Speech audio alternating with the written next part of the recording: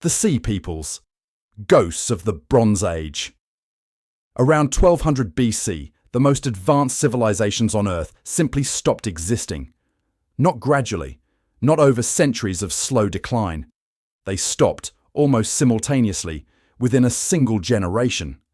The Hittite Empire, which had rivaled Egypt in power for 300 years, vanished from the historical record almost overnight. The Mycenaean civilization in Greece, the world of Troy, of Agamemnon, of the great palace at Mycenae, collapsed so completely that the Greeks of later centuries had no memory of how to read or write. Literacy itself disappeared from the region for 400 years. Palace cities across the eastern Mediterranean were burned to the ground. Ugarit, one of the wealthiest trading cities of the ancient world, was destroyed so thoroughly that it was never rebuilt. Archaeologists found the last clay tablets from Ugarit still in the kiln. Letters that were being fired when the city fell. They never reached their destination. We call this event the Late Bronze Age collapse, and for over a century, historians could not agree on what caused it. There were famines, there were earthquakes, there were internal rebellions. But threading through every account of this catastrophe is a single recurring force, a mysterious confederacy of warrior peoples who appeared seemingly from nowhere and tore through civilization after civilization like a wave. The Egyptians left us their name. They called them the Sea Peoples. Pharaoh Ramses III recorded their arrival in stone at the temple of Medinet Habu. Foreigners from the islands, he wrote, who had laid their hands upon the lands to the very circuit of the earth. He claimed to have defeated them in a great naval battle around 1177 BC. But the world that existed before they arrived never fully recovered. For 3,000 years, nobody knew who they really were, where they came from, why they came. Then, in 2019, a team of scientists published the results of the first successful ancient DNA analysis ever performed on people believed to be sea peoples. And the answer they found changed everything historians thought they knew about this mystery. This is the story of the people who ended the Bronze Age. The city of Ashkelon sits on the Mediterranean coast of what is now southern Israel. For most of its history, it was one of the major cities of the Philistines, a people described extensively in the Hebrew Bible as the arch-enemies of ancient Israel, most famously through the story of Goliath. But who were the Philistines really? The Bible portrayed them as a distinct and alien people. Ancient Egyptian records identified them as the Peliset, one of the named groups within the Sea Peoples Confederation. The connection was always assumed, but assumption is not proof. In the 1980s and 1990s, archaeologists from Harvard University began excavating a cemetery at Ashkelon, dating to the early Iron Age, roughly 1100 BC, just after the Sea Peoples' documented arrival in the region. What they found was unexpected. Over 200 burials, and they were not like anything else in the region. Some infants were buried inside storage jars, a practice completely foreign to the local Canaanite culture, but well documented in the Aegean world, in places like Greece and Crete. The grave goods included pottery, decorated in a style that was distinctly Mycenaean, the art tradition of pre-collapse Greece. The skeletal remains showed different physical characteristics than the surrounding population. The researchers had strong, circumstantial evidence that these were Philistines, possibly even the first generation of sea peoples to settle in Canaan. But ancient DNA had never been successfully extracted from remains in this region. The hot, humid climate of the Levant is notoriously destructive to genetic material.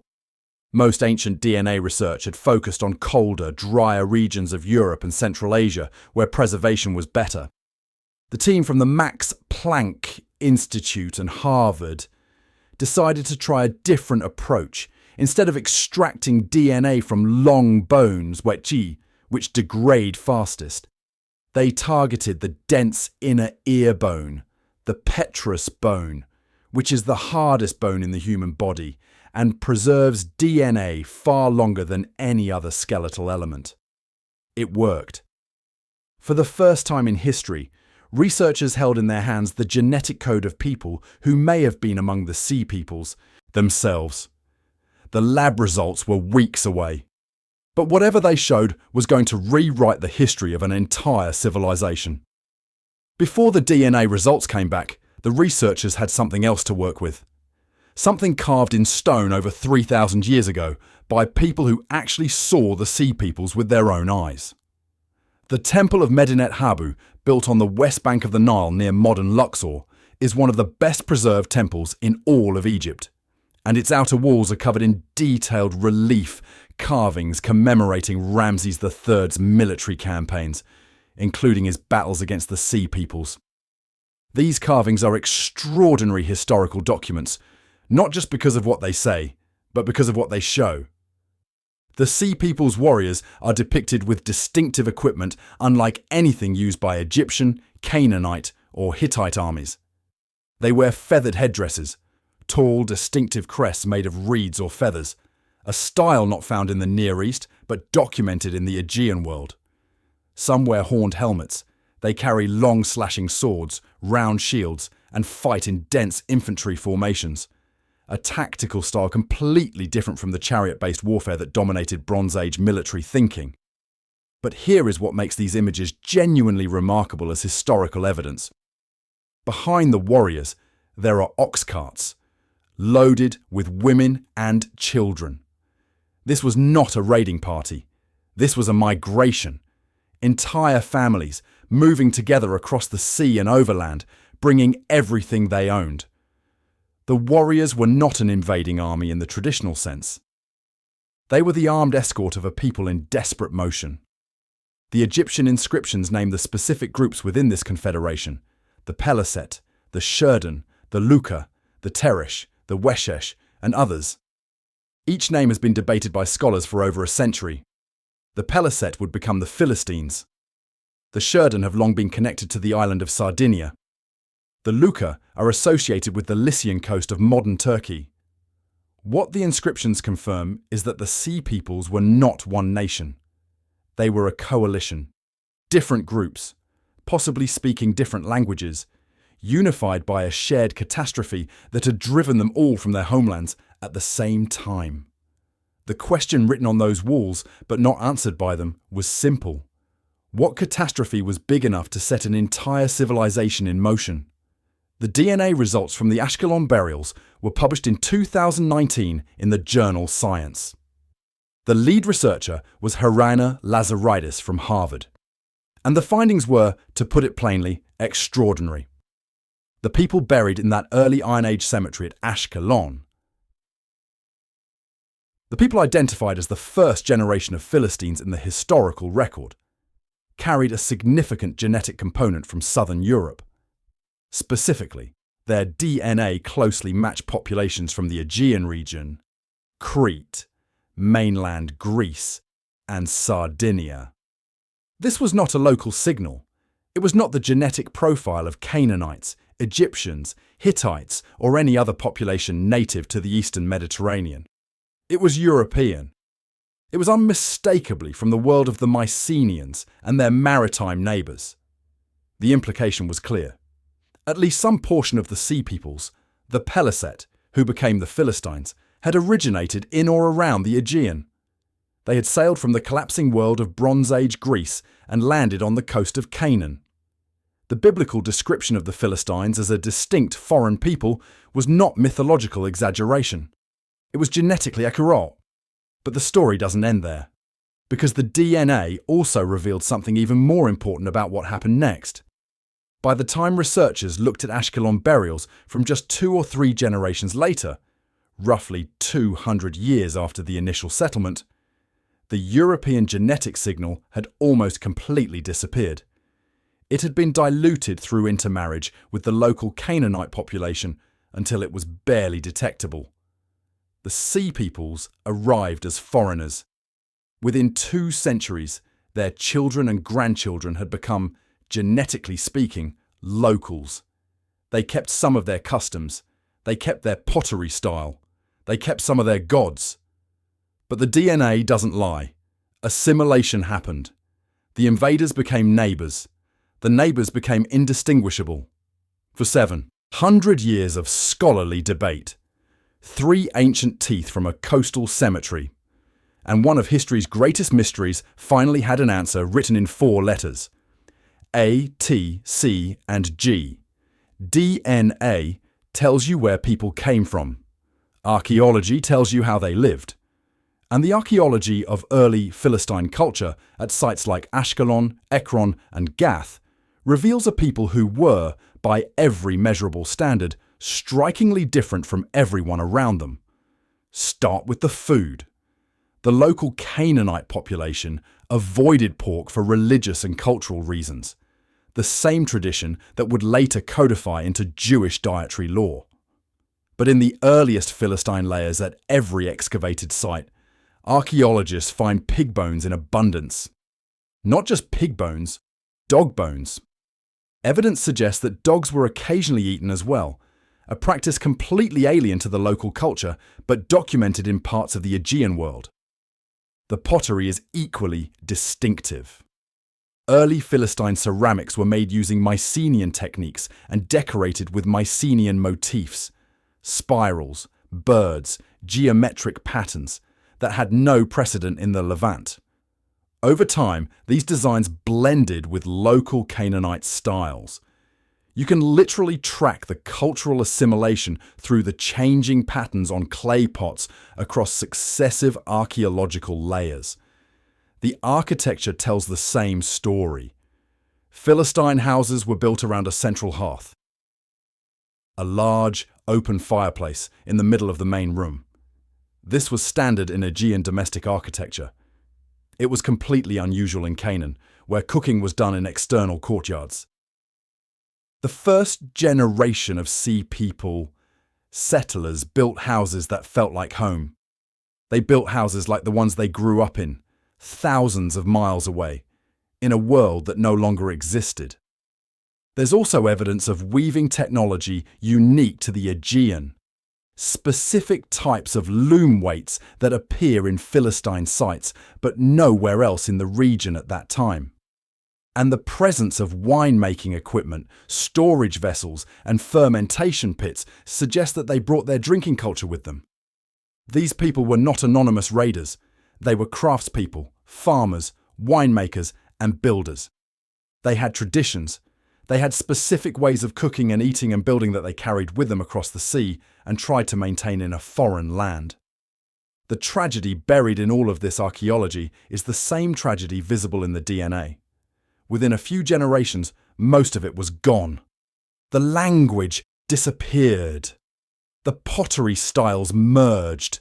The houses changed shape. The children of the sea peoples became, in every visible way, the people of the land.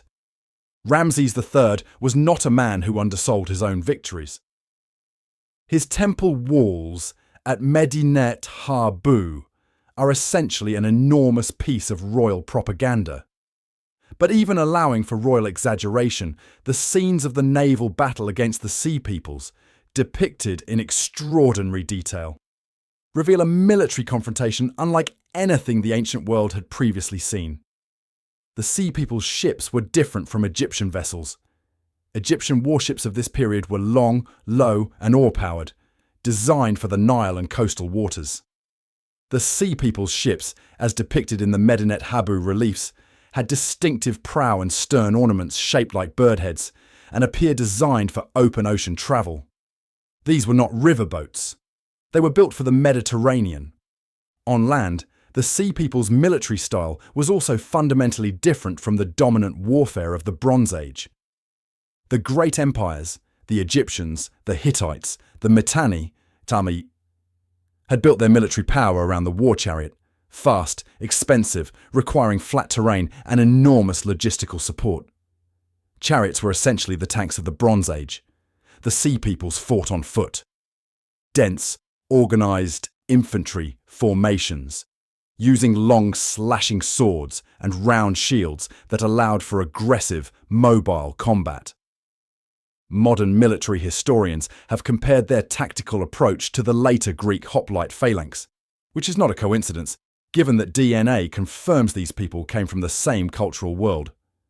The letter found at Ugarit, that clay tablet still in the kiln when the city fell, was written by the city's king to the king of Alashaya, Cyprus. Its message was urgent. Enemy ships had been sighted offshore. The city had already sent its own fleet and army elsewhere. There was nothing left to defend with. Ugarit fell shortly after. It was never rebuilt. The letter was never delivered. Cyprus itself shows evidence of destruction and resettlement at exactly this period. And DNA analysis of remains from Bronze Age and early Iron Age Cyprus shows a pattern consistent with population movement from the Aegean, the same European genetic signal that appeared at Ashkelon. The Sea Peoples didn't just raid, they took territory, they settled, they stayed. Among all the named groups within the Sea Peoples Confederation, the Sherden have generated some of the most intense academic debate, because their name sounds remarkably like Sardinia, the large Mediterranean island that is now part of Italy. The connection is not just linguistic. Egyptian records mention the Sherden as early as the reign of Ramses II, before the main collapse, describing them as mercenary warriors of exceptional skill. By the time of Ramses III, Sherden warriors served as elite palace guards, the pharaoh's personal bodyguard, distinguished by their horned helmets, round shields, and long straight swords. They had shifted from enemies to the most trusted soldiers in the Egyptian military. Now look at Sardinia in the same period. The island is covered in thousands of stone towers called nuraghi, circular, multi-story defensive structures built from enormous stone blocks, dating from approximately 1800 BC onward. The culture that built them, the Nuragic civilization, was sophisticated, metallurgically advanced, and maritime. Nuragic bronze figurines depicting warriors with horned helmets and round shields have been found across the Mediterranean. In Cyprus, in Sardinia, in mainland Italy. Horned helmets, round shields. The same iconography used to identify the Sherden in Egyptian carvings. Ancient DNA from Sardinia adds another layer. Sardinians today, and in the ancient past, carry a distinctive genetic profile that connects them to early European farmers from the Neolithic period, with relatively limited later admixture. Some researchers have proposed that the Sea Peoples movement may have partially involved populations moving in both directions, not just from the Aegean outward, but also from Western Mediterranean islands toward the east. The picture that emerges is not of a simple linear migration. It was a churning of populations across the entire Mediterranean world, set in motion by catastrophe, resulting in new settlements, new identities, and new civilizations built from the wreckage of old ones. The Sherden warrior buried with his distinctive longsword in an Egyptian military cemetery was not just a mercenary. He was a man from a world that had ceased to exist, making a new life inside an empire that had survived. For decades, historians argued about what caused the late Bronze Age collapse. Was it the Sea Peoples, internal rebellion, economic failure? Each explanation seemed incomplete because each one failed to account for the scale and the simultaneity of the disaster. Modern science has provided a more complete answer, and it involves a chain reaction that, once started, became almost impossible to stop. Palynology, the study of ancient pollen preserved in lake sediments, has revealed that beginning around 1200 BC, the eastern Mediterranean region experienced a severe and prolonged drought. This wasn't a bad year or a difficult decade. Evidence from sites across Greece, Turkey, Cyprus, and the Levant points to a drying trend lasting somewhere between 150 and 300 years. In a pre-industrial agricultural world, entirely dependent on consistent rainfall, a drought of this scale was catastrophic. Harvests failed, stored grain ran out. Palace redistributive economies, the complex Bronze Age system where kings collected agricultural surplus and redistributed it to craftspeople, soldiers, and administrative staff, collapsed when there was no surplus to redistribute. At the same time, geological evidence points to a period of intense seismic activity in the Aegean and eastern Mediterranean. The archaeologist Amos Nur called it an earthquake storm, a series of major earthquakes striking the region repeatedly over several decades. Archaeological sites across Greece and Turkey show destruction layers consistent with earthquake damage right at the collapse horizon. The combination, drought, famine, earthquake, drove populations off their land. People who could no longer feed themselves became refugees. Refugees who could not find food became raiders. Raiders who discovered that entire civilizations were hollow and vulnerable became conquerors. The Sea Peoples were not the cause of the Bronze Age collapse. They were its most visible symptom. They were people in motion because staying still meant death. The Aegean populations who boarded ships and sailed east were not doing so because then they wanted an empire. They were doing it because then their children were hungry. This reframing matters, because these were not monsters, they were migrants. After the Great Battle of 1177 BC, Ramses III claimed complete victory over the Sea Peoples. The reliefs at Medinet Habu show lines of prisoners being led before the pharaoh. The threat, according to Egypt's official narrative, had been crushed. But the reality was more complicated, and the DNA evidence makes this very clear. Many Sea Peoples groups were not destroyed, they were absorbed. Ramses III himself settled large numbers of the defeated Peliset along the southern Levantine coast. In the region that became known as Philistia, from which the name Palestine ultimately derives, the pharaoh used them as a buffer population, settling potential enemies in border territories to guard against further incursions.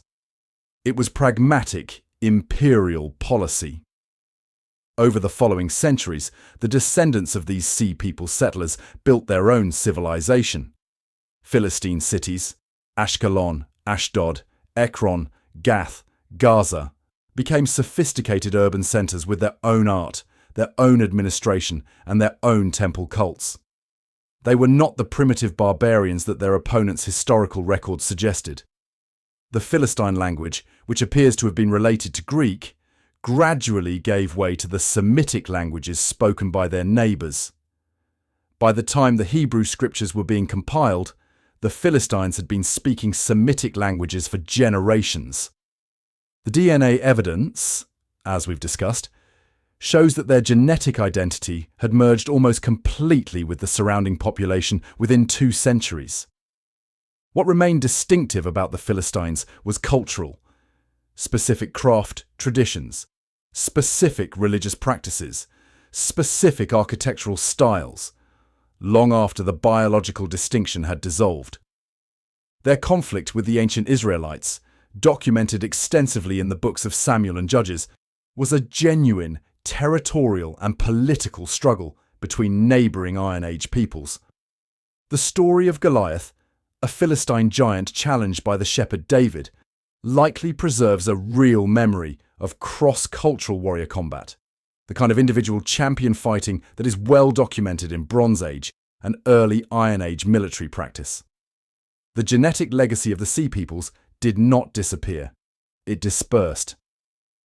DNA studies of modern populations across the Levant, in Lebanon, Israel, Palestine, and Cyprus, continue to find traces of the Aegean genetic signal that arrived with the Sea Peoples over 3,000 years ago.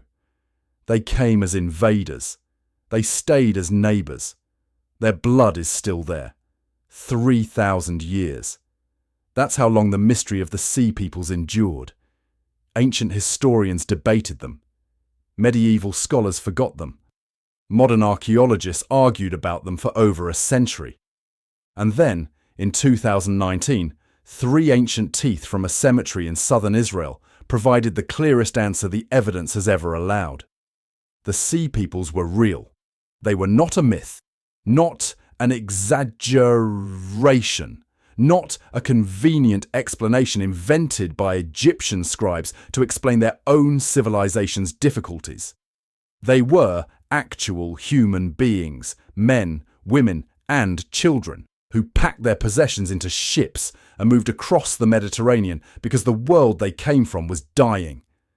Their DNA places them in the Aegean world, Greece, Crete, the islands of the eastern Mediterranean, the same cultural zone that produced Mycenaean civilization, Linear B script, and the stories that would eventually become the Iliad and the Odyssey. The collapse that drove them from their homes, that 12th century catastrophe of drought, famine, earthquake, and cascading societal failure, is, at this point, the best documented example in the ancient world of what happens when multiple simultaneous crises hit a complex, interconnected civilization. Supply chains broke. Agricultural systems failed. The long-distance trade networks that kept Bronze Age economies functioning simply stopped operating, and the people who depended on those systems for survival were forced to move. This is not an abstract lesson. Historians and climate scientists have explicitly drawn the parallel to our own era, noting that the late Bronze Age collapse represents, in the ancient record, exactly what can happen when climate stress interacts with political instability and economic interdependence.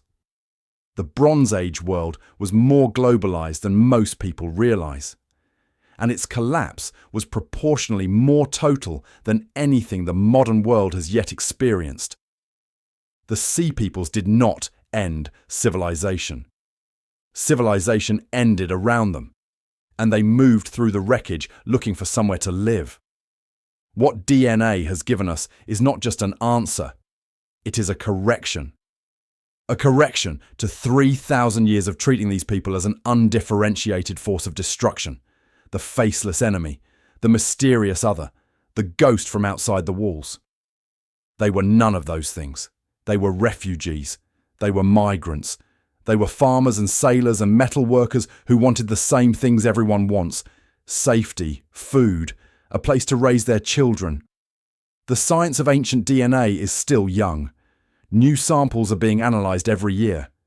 And every year, the story of the ancient world gets more complicated, more human, and more recognisable than the one we inherited from the conquerors who wrote the first drafts of history. The Sea Peoples left their DNA in the soil of the Levant. They left their pottery patterns in the archaeological record. They left their genetic signal in living people walking through the streets of modern Ashkelon and Gaza and Tel Aviv. They are not ghosts. They never were.